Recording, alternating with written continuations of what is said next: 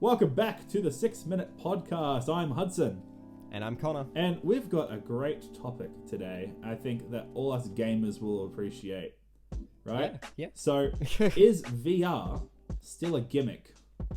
That's the question. So, the reason I bring this up is Connor has, I think you found a new appreciation for some VR. Yeah. So on the channel, we've played, Resident Evil in VR, and in our own time, we've been playing some Beat Saber on your VR fun. headset as well. Yeah, tons of fun. Like, if you haven't played Beat Saber, give it a try. But the thing is, like, in the past, VR has been sort of a gimmick. It's been pretty hard to get into because it's quite expensive. But you can buy, like, an Oculus Rift for, like, $600 now. Your PSVR is like $300 now as well. PSVR is super cheap. And that's the thing, like, I think it's gotten to the point where it's still probably a bit gimmicky, but it's now more accessible than ever. So you can pick it up, and I feel like it does add an experience. Like, Beat Saber is an experience you can only get from VR.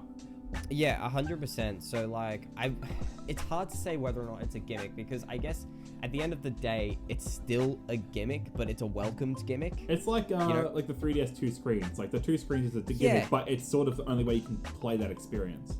Yeah, so and just because it's a gimmick doesn't mean it's bad. I still feel we are yet to see, we are still yet, some are still coming out, like proper VR story-based games. Well, Iron Man is the biggest one that's been delayed.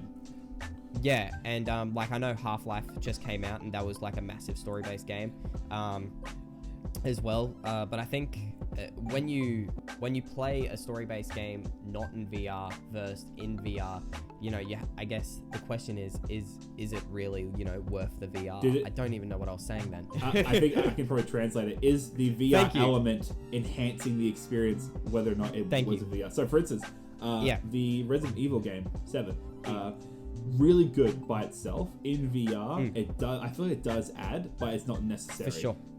Yeah, whereas, 100%. Whereas, for instance, Beat Saber, that's impossible, I think, almost to play without VR. Of course. So it's just the depth perception.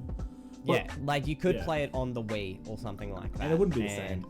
It wouldn't be the same. You could, but it wouldn't be the same. So I think, for sure, there's that. And I think the other thing, when we talk about VR, is we have to talk about types of VR. So I've already said this in the past too. I think PSVR makes the most sense. So the PlayStation VR makes the most sense. It's the most complete package. Yeah, and I think Sony has really nailed it in understanding that not everyone has an entire room that they can dedicate to VR. So the fact that you can just sit down with your headset on and play it with a controller, or you can use the Move controllers, which is I think is the best way. Like, I can't believe a PS3 accessory has finally found its worth in a PS4. Yeah, for sure. But I think PlayStation has nailed it on the head when it comes to VR experiences at the moment. And when it comes to price, I don't think they can be beat either. Like, Oculus and cheap. HTC Vives it comes with games. Still double the price. Yeah, and it comes with games. Yeah, $300, you get 2 games, you get the camera, you get all the headsets, minus the Move controllers, but you get the complete package. And I know, like, the arguments can be made about indie games on PCs and stuff in the modding community, but I think the PlayStation is still... The barrier of entry is much lower, because already PS4 you can get for $300 in a VR headset, which is the cost of one Oculus VR headset. Yeah, exactly. But the biggest thing we've been talking about, there have been rumors up and coming to the new PlayStation 5 event that PlayStation 5, essentially Sony's been trying to get developers who are developing the PlayStation 5 not to make a backwards compatible one with PS4 for games. And that got me thinking about the VR headset, whether or not the VR headset for the PS4 will even be compatible with PS5. And that's one thing you've sort of prevented buying one, because you're worried that once you get it, you won't be able to use it on your PS5 when it comes out. Yeah. So, like, we're expecting the PS5 later this year. So, like October.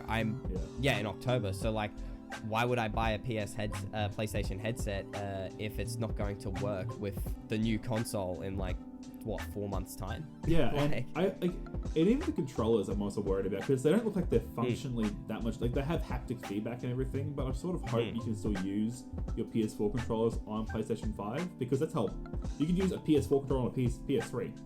Yeah, like there was some sort of compatibility, but I am worried that they are gonna just treat them mean, keep them keen all the way through. Yeah. I think the best solution would be bringing out another headset, but it's still I think we discussed this before, where it's another headset, but it's just a new iteration of the headset. It still works with PS4. It still works with PS5. It's just a Gen 3 headset. Yeah.